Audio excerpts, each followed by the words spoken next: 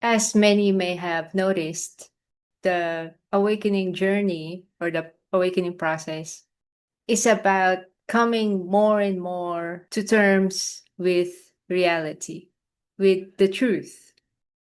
It's more about the cessation of arguing with reality, the cessation of objections, the cessation of contradicting it, and separating from it. If reality is yesness, isness, yesness, here-ness, existence, then the arguing with it, the contradicting it, is notness. The separating from yesness, which is notness. So instead of cooperating with yesness, just allowing it to be, basically, it's quote unquote discooperating, disunion. Again, separating from it, hence taking the position of notness. It's you can say, rebellion against reality, against fact. Now, the body is, you can say, the house or the housing or that which contains wholeness. In this physical reality, there is the experiential sense of wholeness when we, you can say, tune in to the body instead of being fragmented, disembodied in the mind. Because the body, the vessel, is the whole thing. It's in full presence. It's in full existence. It's in full yesness, you can say. No matter what the mind says. Even if the mind says, I'm not worthy, I'm not valid, I don't deserve to exist, etc. The body remains in full fleshed outness, in full isness, in full wholeness and isness, right? And so you notice this, when you come down, quote unquote, come down from the mind into the whole body, then you can notice a sense of this kind of filledness, this kind of groundedness. There is a sense of settledness. When something is rooted on the ground, like let's say the tree, then there's that sense of steadiness, right? There's a sense of, you can say, stability, sense of sturdiness, And so the choice is ours, whether to quote unquote charge or give attention to, give our following to the ego mind, right? The fragment, that fragmented aspect, or the whole, the vessel, the body. Now, the fragmented aspect, the mind, is where all the temptations or baits or notness, notness ideas reside. All the lures, lures of attachments, lures of anticipated pleasure or anticipated highs, a kind of gratification, or let's say more and more, right? More validation, more possession, more high experiences, more entertainment, more distraction, more whatever. And that's how it operates basically. It's always in baiting, in tempting, in trying to siphon, in trying to usurp, hijack your attention or your following, your surrenderment to it, to the fragment instead of the whole. So imagine you're in a community and there's this one person who's doing all kinds of sales talk and marketing tactics, tempting tactics, telling you to direct all funds to him because this is what you get. It's like a bribing. It's like, if you give all that to me, if you direct all of this stuff or funds to me, then I'll give you this. I'll give you whatever validation or some status or some gratification or favor or whatever, right? Whatever transaction he's trying to offer. And of course, when one is immature, they're more easily baitable. They're more easily lureable. They're more easily brainwashable by the bait tactics, or maybe guilt tripping tactics or fear mongering tactics or whatever. Right. And so that immature individual will give in, will direct this giving in to that person instead of serving the whole, you know? And so that's the choice that we have in this 3D experience, in the human experience, in each and every moment.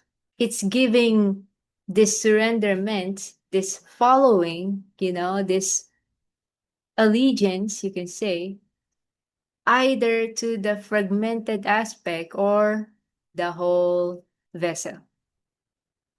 Now, as I mentioned previously, a significant part of the awakening process is coming more and more to terms with fact, with reality.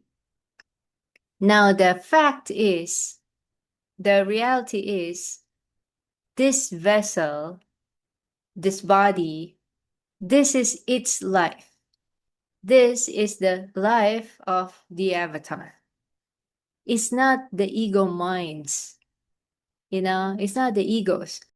That's what the ego is always convincing us, right? It's me, it's mine, it's my life. I want what I want. Right? I'm gonna go satisfy and gratify every impulse I have, every whim, every egoic want, every, let's say, hedonistic urge I have. This is my life. This is me, mine. It's in usurping mode. It's always hijacking. You can picture the ego as a closed fist. It's in hoarding, hijacking, colonizing. And so instead of this being the life of the vessel, of the avatar, the ego comes in as a colonizer and says, no, me, mine, this is my life.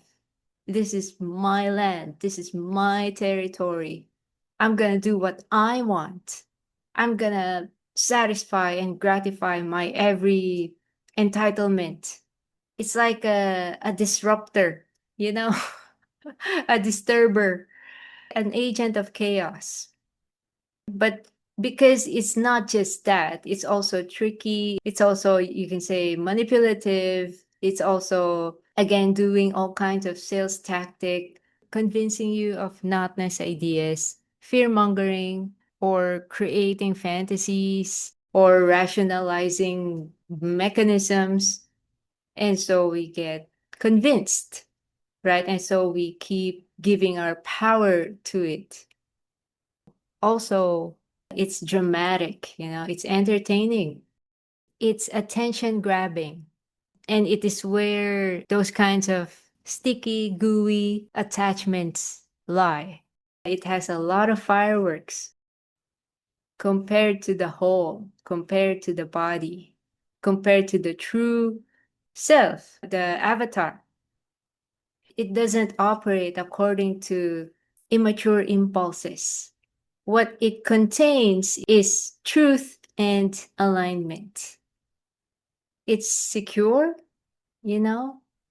So it's not going to do all kinds of convincing tactics like the ego mind, because what is true and whole does not need to explain itself, does not need to try to lure you or convince you, because you'll find out sooner or later anyway that after following, giving your currency or your following or your power away to the ego mind or to the ego mind of other people, right? Giving your authority away, in the end, does not serve you.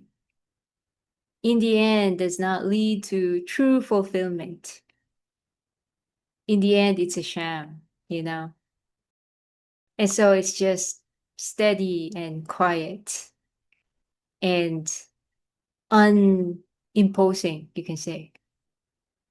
I live in a condo building, and within the complex, there are cats. There are stray cats or street cats roaming around. And there are two cats that I have formed a kind of bond with because they're hanging out at the same level or floor of my unit. And so I see them regularly. And the younger cat started approaching me. So I also started feeding it and petting it. And after a while, the other cat, it looks to be an older senior cat, also started approaching me. And so I also give attention to it. And we now have a bond. And so I now have a bond with these two cats. And the disposition and the temperament of these two cats are so different because the younger cat, as cat owners know, is hungry for attention, hungry for engagement. It's hyper and it's excitable and it's very opportunistic, very territorial and opportunistic. Right? It wants to always get inside my place. It's waiting for opportunity to access, you know? So basically it's loud, it's always wanting attention. Now the older cat is quiet and gentle. When we see each other, it just sits beside me quietly, without demanding for anything. But it's there, it just sits right beside you. And that's that. It just chills. It's just very relaxed with no impositions, with no constant need for attention compared to the younger cat. It's just unfortunate that sometimes the younger cat attacks the older cat because, territory, I guess, like defending or protection of resource or jealousy or whatever. So, this behavior, this mode of being, we can also observe in humans. When we were young and immature, we're so enamored, you can say. We're so entranced, asleep, and locked in the ego self, the false self, right? The usurper. And so we operate that way, right? Always needing external validation, always needing some kind of approval, always in attack and defense, giving in to impulses, always wanting whatever. It's hungry. It's like a black hole. It's always wanting to get, possess, acquire, and it's insecure. It's insecure because it's not the truth. It's not the true authority.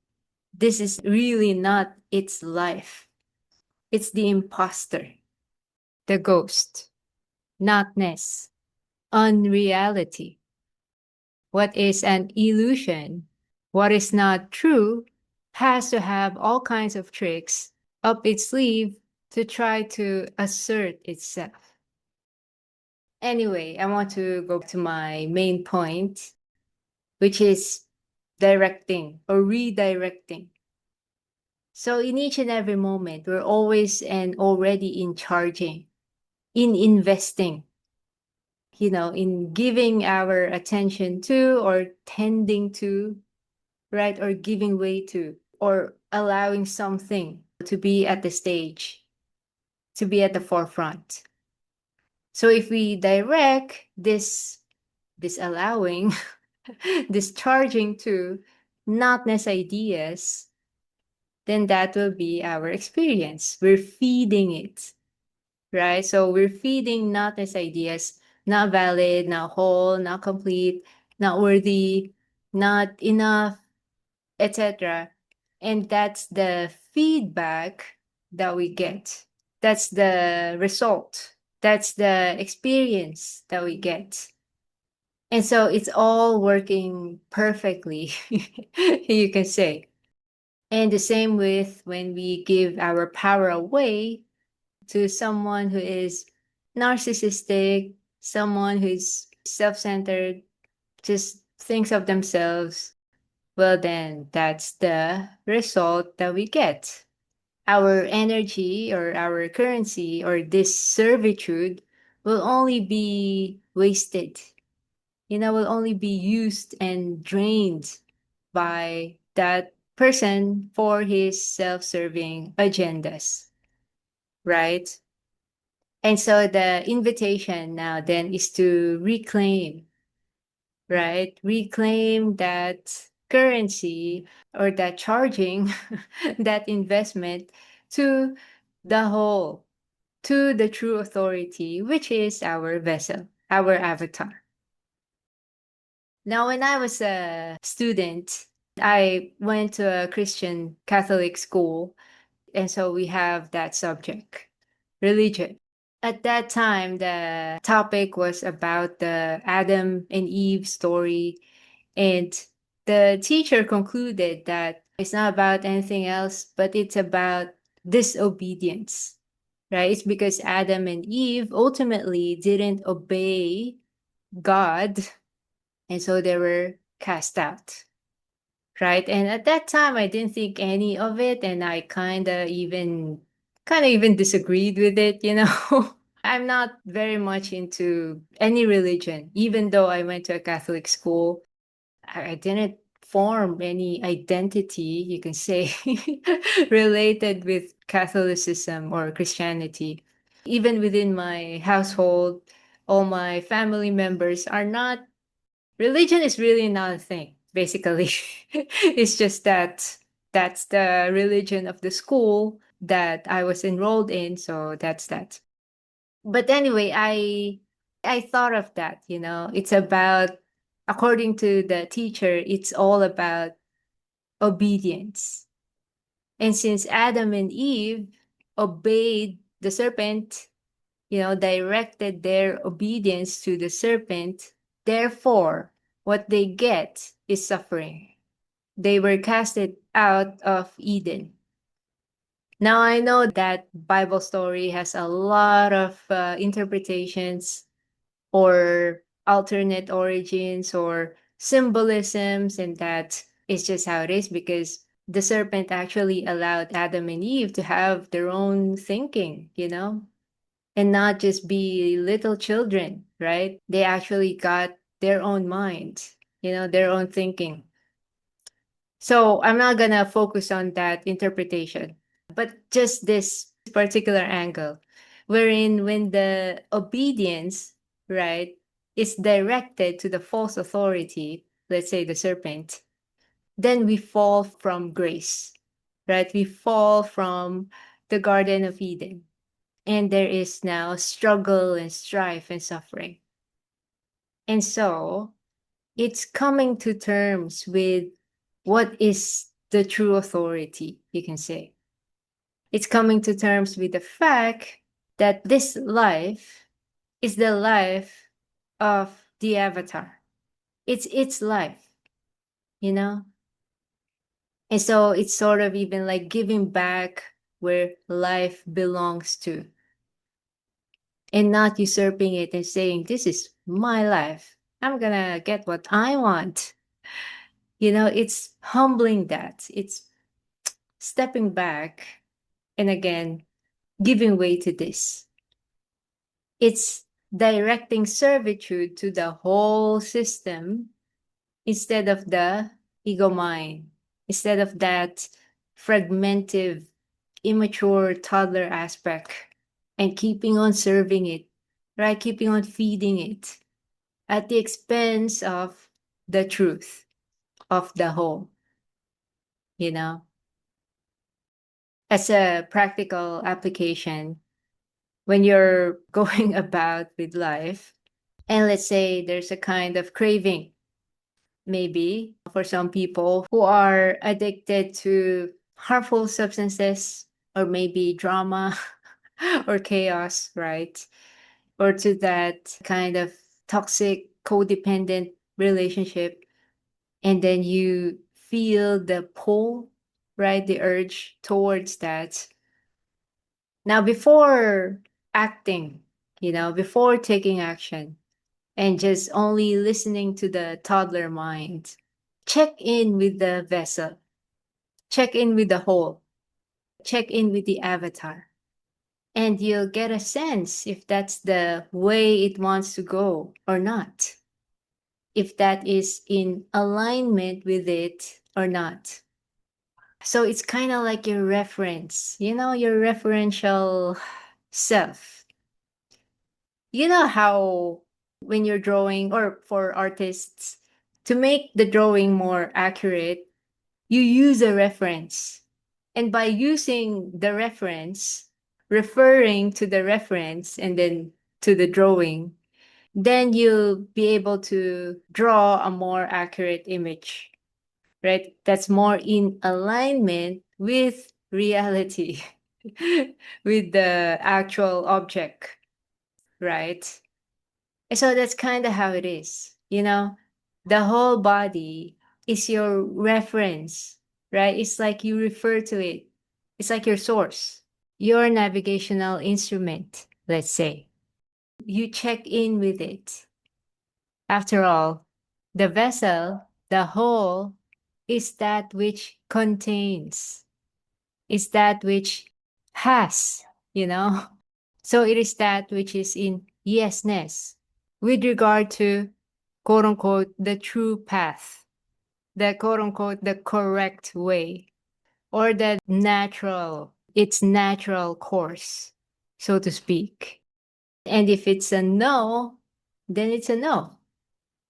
You know how when we were still a child, and of course, we're under the authority of our parents or our guardians. And so we have to ask for permission. If we want something or if we want to do something, we are in a position where we can't just do it ourselves because the resources is not in our hands, right? If we want to buy something, well, then we have to ask for the permission of our parents or guardians, right? Or if we want to go play in our friend's house, we have to ask for permission. And so we refer to our parents or our guardians for the answer, right? We have an authority figure. We have this authority that contains, it's the one that contains, let's say, the answer or the permission, you know, and we abide by that. When we were children, well, we have no choice. We abide, we don't have that much freedom or control, right? But now, as an adult, now that we can freely, follow the ego mind, well, then it's now up to us. It's now up to us to step back, wait, and refer to the body, refer to the true authority. Because this is its life. Again, it's coming to terms, respecting it and not lording over it. It's coming to terms with reality, and going along with it instead of rebelling against it or separating from it. It's finally cooperating with truth and reality. cooperating with the official, you can say. So the vessel, the body, is the official, and it has its, you can say, official path, its official aligned path. Now, again, this human experience gives us the free will to rebel, to contradict, to tread a different path, the misaligned path, and follow the ego, follow the false authority. That option, you can say, is opened here, is available here. That's why it's a practice of a kind of devotion. This going along with, this going along with truth and reality instead of the fragmentive aspect. What comes to mind is another Bible story where Jesus was arrested in the Garden of Gethsemane, and all the disciples were asleep and ultimately abandoned him and fled, right? So, in that vital moment, everyone renounced Jesus, especially the disciple Peter, who's always exclaiming about his loyalty, who's always declaring his allegiance, his loyalty. But when the time comes, all that thrown out the window. Peter was the one who explicitly said, I don't know the man. I don't know that guy. It's very ironic, but also it reflects reality. We can see people like this whose words do not match their actions, who's very loud on guarantees and promises and proclaiming and declaring, but when the time comes, nothing, right? Their action is the complete opposite. And another point in the Jesus story, at the time of crucifixion, almost all the disciples were in hiding. And the people who were there were the women, right, who continued to support and follow him until death. Except, of course, John the Beloved. But all the other male disciples have fled. We're all in survival mode, right? Have given in to the ego mind. It's mostly the women who stuck with him, even in that hard time, who stood by him, even at that time when their life can be in danger, right? They can be caught or imprisoned as well because of their affiliation or their devotion to Jesus, right? But they stood by. Their following remains. And so it's a great representation. One, when we are in survival mode, we easily give in to the false authority. We are easily controllable, you know? That's why you can see how this world, you can say, is pushing people or encouraging that mode of always being in survival, of being in that place of survival mode, because this is an upside down world, right? It's in hijacking, it's in usurping. So it wants you in that place, it wants the masses in that place so that we are controllable, so that we give power to the false authority. And the representation here too, when there is the erectedness, right? When there is the arrogance, when there is that hardening, when there's the upholding or propping up, then you'll go nowhere. It's a missing of the mark because there's the hardening or propping up of the false authority, of the usurper, you know, which is symbolized by the male organ. And so almost all of the male disciples have left, right? So that's a symbolism. Now the women remains because the women are in humility. are in stripped down, you know. And so there is the reverence, there's the allowing, there's a following still, even during critical times. So this allowing, this giving way is symbolized by the female organ, right? It's a channel, a canal. It gives way, right? It's a way giver, allowing for wholeness to be, letting it be. And so this kind of energy is also towards integratedness and nourishment. It's letting, letting life do the lifing itself compared to the other organ who's hardened and who's in erectedness. Its mode is to assert, is to destroy, to bulldoze its way in life, is to present itself as that false authority, is to dominate, is to be domineering, you know? And so we can see this tendency in humans generally, right? But of course, if a male has come into his feminine energy, then he's less that way, right? And if a female has a more egotistic, masculine way of being, then she is also that way, So you can say that there's propensity, there's tendencies, but the capacity is for both genders. It's just that this kind of humility, this kind of erosion is like a big blow to more males than females. Because it's like this erectedness is their whole identity. And this place of allowing is like a foreign place to be.